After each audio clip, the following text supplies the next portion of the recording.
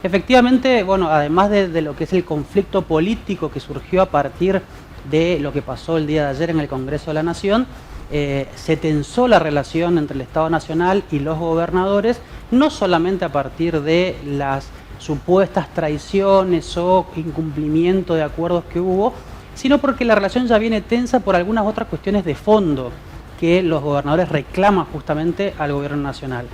¿Cuáles son las cuestiones de fondo? Principalmente los recursos que hoy están perdiendo las provincias por un lado y los recursos que están pidiendo que se le asigne para poder obviamente continuar con una gestión presupuestaria de cada gobierno con mayor cantidad de dinero disponible en un escenario obviamente de actividad económica que se contrae y naturalmente los ingresos también que llegan a las provincias por recaudación nacional, por recaudación provincial y demás son menores y en el marco obviamente de una inflación galopante. Claro. Entonces el conflicto de fondo justamente más allá de las negociaciones del Congreso, lo que se esconde por detrás, por llamarlo de alguna manera, es la puja por fondos y que en este caso corresponde específicamente a recursos coparticipables, los que se pierden y los que se piden. Por eso vamos a desahondar un poco dos cuestiones principales.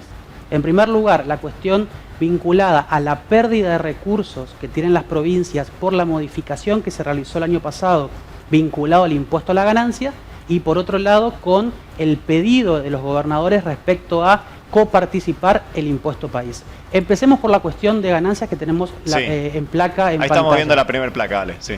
¿Qué significa la pérdida, o mejor dicho, a qué equivale la pérdida de recursos para las provincias a partir de una menor recaudación del impuesto a la ganancia por las medidas tomadas, como mencionamos antes, el año pasado en el marco de la campaña electoral? Para este 2024, si lo tomamos a precios de hoy, obviamente, sin considerar la inflación futura, lo que las provincias dejan de percibir en concepto de impuesto a la ganancia equivale a un poquito más de 2 billones de pesos, con B larga.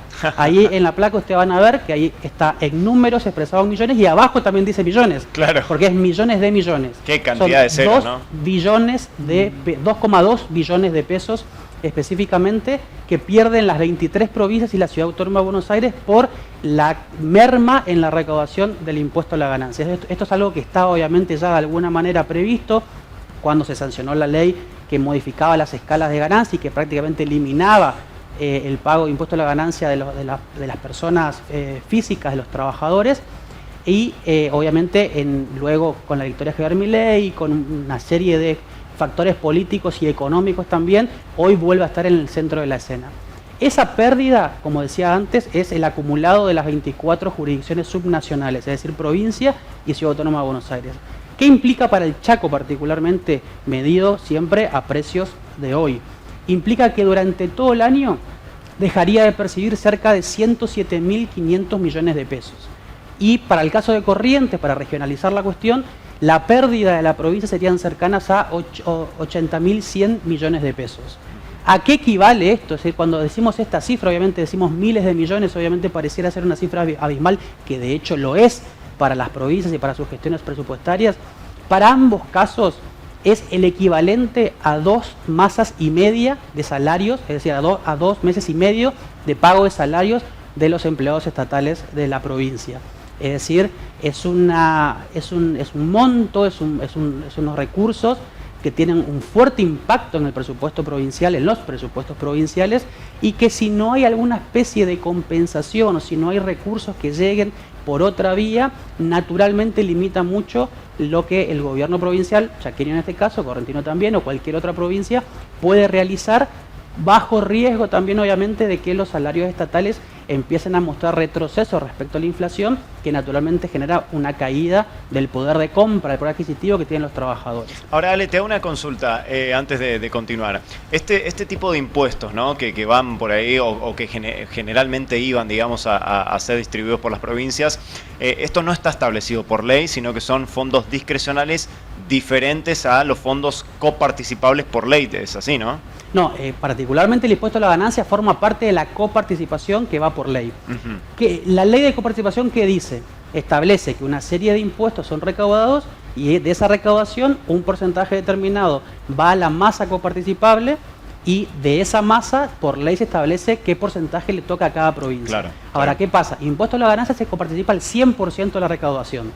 Ahora, si la recaudación cae, justamente porque Claro. vos lo que hiciste fue subir el mínimo no imponible, la recaudación va a caer y naturalmente las provincias dejan de percibir recursos porque la recaudación ya no es la misma que antes, porque hay menos personas que pagan este impuesto.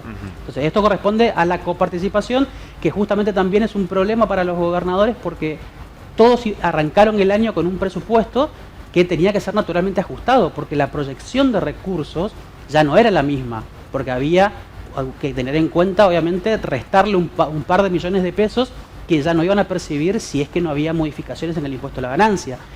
También sabemos que se puso en tema, se puso en la agenda el deseo del gobierno nacional de hacer la reversión de esa modificación que se hizo el año pasado para bajar ese mínimo no imponible para que más personas empiecen a pagar en relación a las que pagan hoy, pero todo quedó en un stand-by, todo quedó caído cuando el gobierno nacional, a través del ministro Caputo, decidió retirar de la ley bases el capítulo fiscal. Así Claro. que hoy por hoy no hay modificación alguna en la cuestión de ganancias respecto a lo que fue el inicio de año, y entonces esos montos que veíamos hoy, más de 100.000 millones de pesos para el Chaco, más de 80.000 millones de pesos para Corrientes, es la pérdida que tendrían de recursos en el año por impuesto a la ganancia. Ahora vamos a ver qué es lo que reclaman los gobernadores también como compensación a esto. Tiene que ver con el impuesto país. El impuesto país, como todos conocemos, es un impuesto creado en el año 2020 que grava transacciones que estén dolarizadas con impuestos obviamente que se aplican al consumo, a la compra de dólares y demás, y que hoy por hoy es un impuesto que tiene una asignación específica. El 70% de lo recaudado va para financiar el programa de PAMI y de ANSES, y el 30% va a un fondo fiduciario que desarrolla obras en las provincias. Ahora, los gobernadores, ¿qué dicen?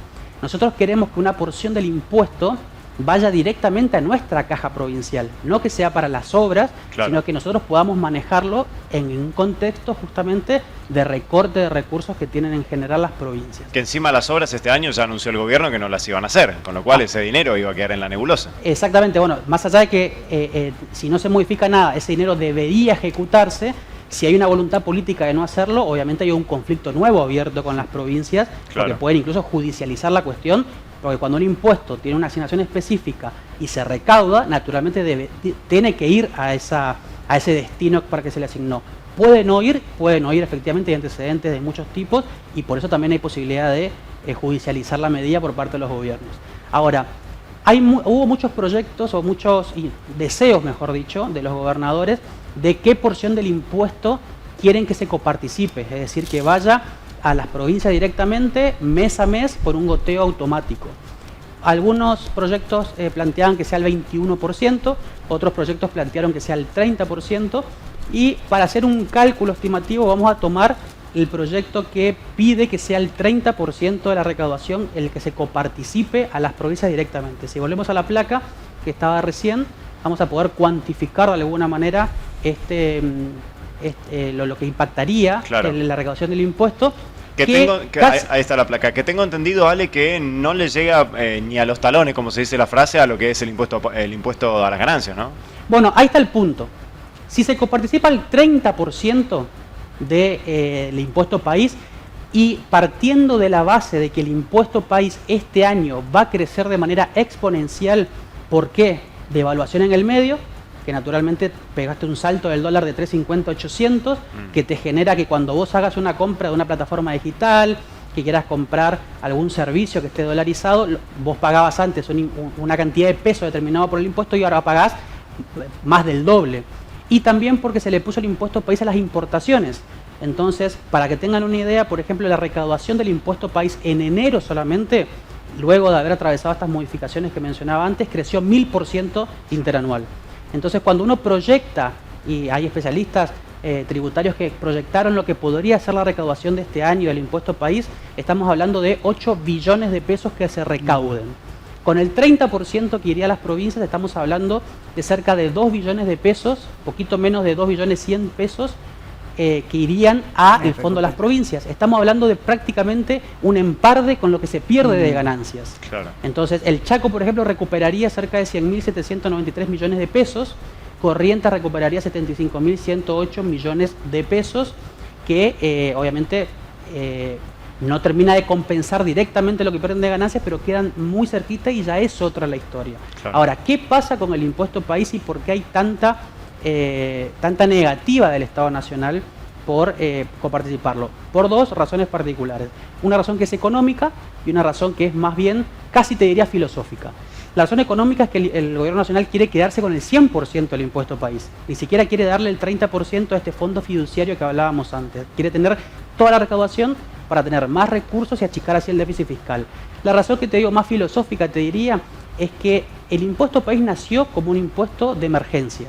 Si vos coparticipás ese impuesto, es muy difícil que vos el día de mañana puedas sacarlo, porque le estás dando a las provincias una especie de derecho adquirido, en donde cuando vos planteas eliminar el impuesto, tenés obviamente el rechazo de las jurisdicciones provinciales, porque significa obviamente un recorte de ingresos que ya los tenías garantizados de manera automática. Claro. Entonces es una situación bastante conflictiva y que hasta ahora no tuvo buen puerto pese al reclamo de los gobernadores. Ya el ministro del Interior manifestó que no está en agenda. Ahora, Alejandro, sí. ¿Y si se termina el cepo en torno al dólar y se libera y hay libertad para comprar la cantidad de dólares que uno quiere, el impuesto país sigue en vigencia? Podría seguir en vigencia. Va a ser una decisión del Estado Nacional. No hay impedimento para que siga en vigencia. Vos podés seguir comprando dólares o podés capaz que seguir pagando, por ejemplo, plataformas digitales, de streaming y demás, que hoy pagamos en dólares, y se va a seguir cobrando el impuesto como una nueva forma de desalentar por un lado la compra y por otro lado también de recaudar a partir de lo que todos pagamos hoy, o gran parte de la población paga, que está dolarizado y que naturalmente te genera la recaudación. Pero ¿y si hay igualdad en las cotizaciones? Digamos, si la brecha entre el dólar oficial y el dólar blue es casi nula. Bueno, pero ahí estamos planteando el valor del dólar. Ahí podemos entrar en discusión de si eventualmente te conviene o no comprar un otro precio. Pero tenés por el otro lado toda la plataforma de compras que vos podés hacer, que estén dolarizadas y que son compras con tarjeta. Entonces eso, de hecho, es lo que más hoy está recaudando el impuesto país a personas físicas, no tanto la compra de dólar de billete. Pagamos, como te decía antes, muchas plataformas de streaming, puedes pagar plataformas educativas que son online, de educación a distancia, podés pagar plataformas de teleconferencia y demás que lo pagás, como te decía, a un precio fijado en dólar y que naturalmente te genera que vos tengas que pagar el impuesto. Lo mismo que si viajas al exterior. Claro. Podés usar tu tarjeta, pero te viene con el recargo. Eso lo que para el gobierno significa es recaudación. ¿Perdón? ¿El tema de las importaciones también? También, eso es una medida que el gobierno nacional dijo que iba a ser provisoria, pero que no sabemos hasta cuándo puede durar. En la Argentina tenemos una costumbre tributaria de que lo que nace como emergencia se mantiene como estable. Y el impuesto al cheque. Es uno de los tantos ejemplos, exactamente. Y si tenemos una sola cotización de dólar, una sola, listo. No, para importación, para exportación, para lo que fuere, una sola cotización. No va a variar la voluntad de mantener el impuesto, porque como te digo, el impuesto grava la transacción. Si vos querés eventualmente ahorrar comprando dólares, lo vas a comprar, pero te van a aplicar el impuesto correspondiente como una especie de desaliento para que vos compres. El impuesto país no tiene como naturaleza o no nace por definición por la brecha, nace por la necesidad de transaccionar, claro. De gravar transacciones que están dolarizadas.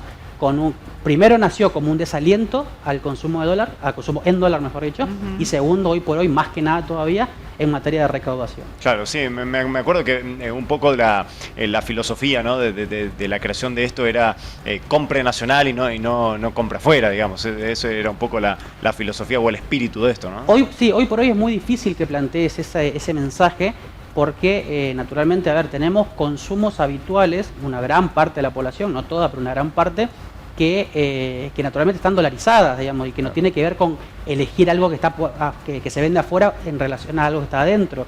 Si queremos de repente terminar de trabajar, vamos a nuestra casa, nos pegamos una ducha, preparás la cena y te querés mirar una película, esa película que estás pagando vía streaming, lo estás pagando en dólares, sea la plataforma que sea, y eso ya forma parte de un hábito cultural prácticamente para todos aquellos que puedan pagar, obviamente, que todavía dentro de todo son servicios relativamente accesibles. Entonces, ante esos consumos, el Estado Nacional mira la recaudación y dice, no puedo perder estos pesos que estoy juntando, y mucho menos con el antecedente de lo que fue enero, con la recaudación del impuesto país, y diciembre también. Entonces, es algo que es difícil que se saque hoy, pero si llegasen a sacarlo en algún momento, volvemos al mismo punto anterior, si lo llegan a eliminar el impuesto porque se terminó esa emergencia de alguna manera, y si ese impuesto lo estás coparticipando a las provincias, ¿qué van a decir los gobernadores en ese momento? ¿Se pueden llegar a oponer? ¿Pueden llegar a judicializar incluso? Todo es factible y también un poco por ahí viene la cuestión. Claro. Ahora, decimos, hay pérdida en el impuesto a la ganancia, por ende hay menos recursos por coparticipación de ese lado, piden la compensación por el lado del impuesto país. Ahora, ¿qué hay detrás de todo esto? Es decir, de la queja por menos recursos, del pedido de compensación. Lo que hay detrás de esto, y si quieren podemos poner la placa que sigue, es un fuerte deterioro del desempeño fiscal de las provincias. Para que tengan una idea, entre el 2020, 2021 y 2022, las provincias terminaron con superávit fiscal, algo que la nación no tenía. Entonces, por ejemplo, ahí hay un dato para marcar. En el 2022, por ejemplo, el resultado primario, ahora decimos qué es, fue superavitario, es decir, tuvo un superávit que equivalía al 4% de los ingresos de las provincias. Y el resultado financiero equivalía casi al 2% de los ingresos. ¿Qué son estos resultados? El resultado primario es básicamente la diferencia que hay entre los ingresos totales y el gasto sin incluir los intereses de la deuda pública que pagan las provincias. El resultado financiero es la diferencia entre los ingresos totales y el gasto total. Es decir, básicamente que como vos terminaste con superávit, implica que tuviste más ingresos que gastos. Entonces cerraste el año con equilibrio, con superávit. Eso fue el 2022. En el 2023, si bien todavía no se conocen los datos finales porque faltan algunas jurisdicciones que informen, la proyección nos indica hoy que el resultado primario, es decir, el que no contempla el pago de deuda, cayó al 1% de los ingresos. Se mantiene con superávit, pero mucho más débil del año pasado.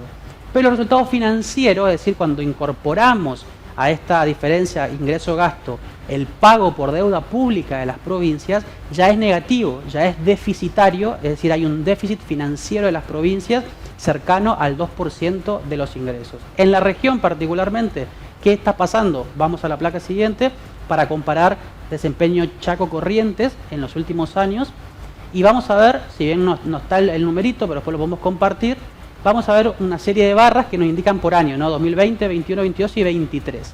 En el caso del Chaco vamos a ver de que 2020, 21 y 22 el Chaco terminó con superávit financiero, pero en el 2023 es muy fuerte la caída al déficit producto de haber tenido un año con menores ingresos, recortes reales por una alta inflación y por una cierta contracción de la economía local y nacional, por supuesto, que terminó generando que los gastos superen en un nivel bastante importante a los ingresos que tuvo la provincia. En Corrientes vemos que el 2020 terminó con un déficit importante, se recuperó en el 2021, se recuperó todavía más en el 2022, pero en el 2023 vuelve a mostrar un descenso, es decir, cerraría el año con un déficit fiscal. Entonces, en el fondo de los reclamos porque recibo menos plata, entonces me tenés que dar por este otro lado y demás, está un fuerte deterioro de las cuentas públicas, producto obviamente de haber atravesado por años en donde la inflación se fue acelerando, la actividad económica se fue contrayendo, en donde también hubo ciertas medidas vinculadas al reparto de recursos nacionales que no siempre favoreció el federalismo, y hoy por hoy las provincias, que también tienen cierto grado de responsabilidad en no haber ordenado sus cuentas y el gasto de una manera bastante agresiva, están, mejor dicho, los gobernadores y nosotros como ciudadanos, estamos de alguna manera pendientes de qué peso más, qué peso menos va a llegar, a ver de qué manera encaro el año en materia presupuestaria. Febrero, marzo son meses complicados, hay paritarias de por medio, el Chaco ya arrancó la paritaria, 53% ofreció el gobierno provincial acumulado el primer cuatrimestre. Cuando vos proyectás inflación, según el relevamiento del Banco Central para el primer cuatrimestre, estaría la inflación en torno al 88% acumulado, estamos hablando de una nueva caída real. Entonces los gobernadores más que nunca hoy necesitan garantizarse, no solamente hoy, sino justamente en lo que resta del año, un flujo de recursos que le permita asegurarse tener cierta tranquilidad en la gestión presupuestaria en un año que va a ser naturalmente muy complicado y obviamente con una inflación que por lo menos hasta junio o julio va a seguir pegando bastante fuerte. Bueno. Muy bien. Bueno, Ale, clarísimo, clarísimo los números, las explicaciones y qué complicado que se viene el panorama para las provincias si no sale ni una cosa ni la otra, que ya es como lo había anunciado justamente el gobierno, ¿no? Así que panorama bastante, en cuanto a números, complicado, ¿no? Sí, va a estar peleado, muy peleado. Gracias, Ale. Bueno, muchas gracias, Ale, muy amable. Te esperamos el miércoles que viene. Bueno, con todo 14 gusto. de febrero. Ah, justo. Bueno, venimos a celebrar. No sé si te dice algo la fecha. Vamos a venir a celebrar. Bueno, muy bien, muchísimas gracias. Alejandro Pegoraro nos contó todo esto de lo impuesto país, coparticipación y demás. Tan claro como siempre, Ale.